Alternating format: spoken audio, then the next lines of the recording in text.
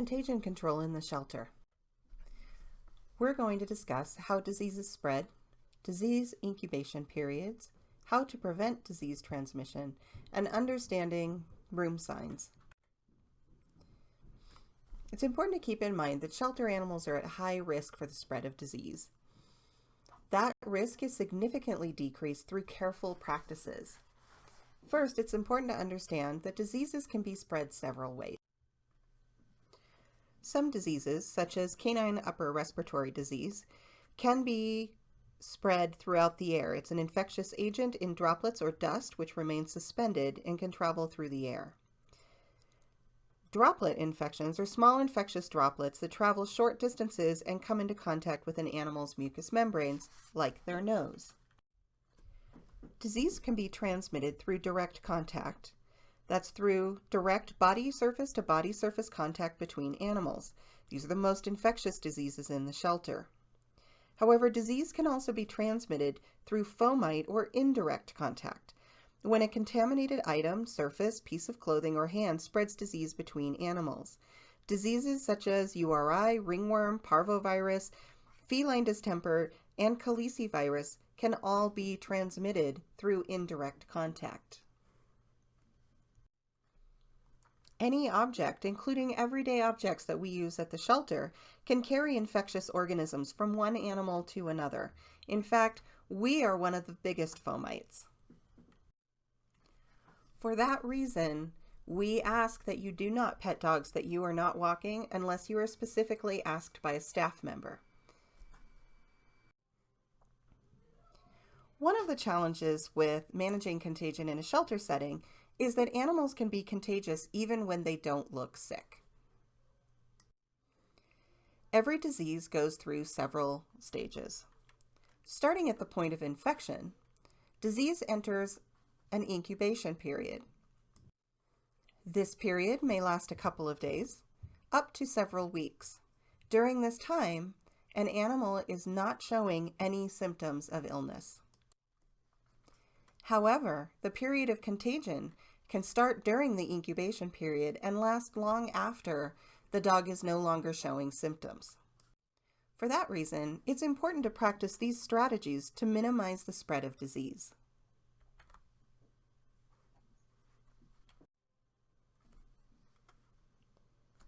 We can reduce the likelihood of a contaminated environment through careful sanitation. This includes washing dog walking leashes after the end of each volunteer shift. If you are walking a dog that shows suspected symptoms of URI or other diseases, do not use that same leash with another dog. And always wash hands between each and every dog. This video will demonstrate proper hand washing procedures.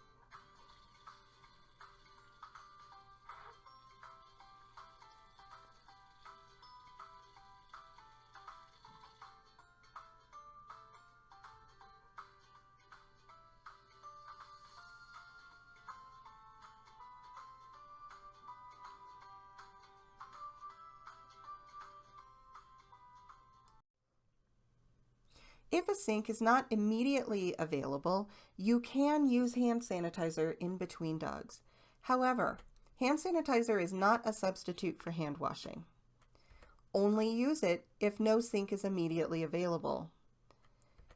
And follow the same hand washing steps that you just saw in the previous video, and wash your hands with soap and water as soon as possible.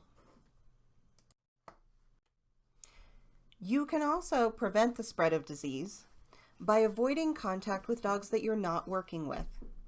This includes keeping fingers out of kennels and not allowing direct contact between dogs unless they're co-housed.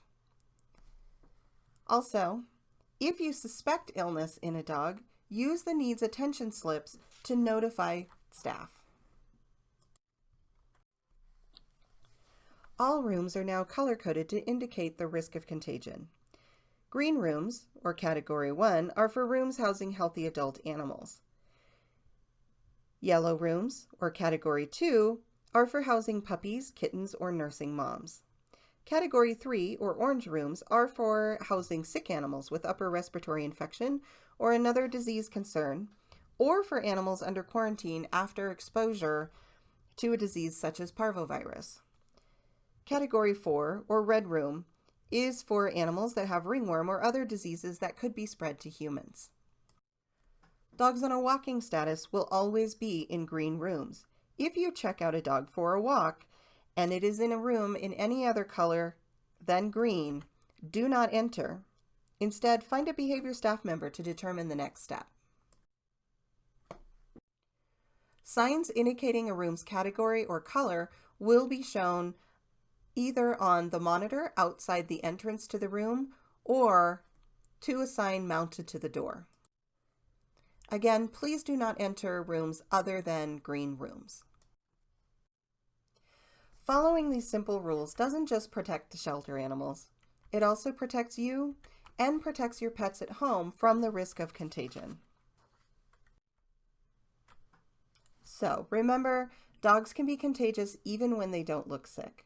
We can spread disease either through direct contact between animals or indirect contact from our clothing, our hands, and our equipment. Be sure to thoroughly wash your hands between each animal and read all room signs, only entering green rooms. As always, thank you for everything you do to help homeless pets at Dumb Friends League.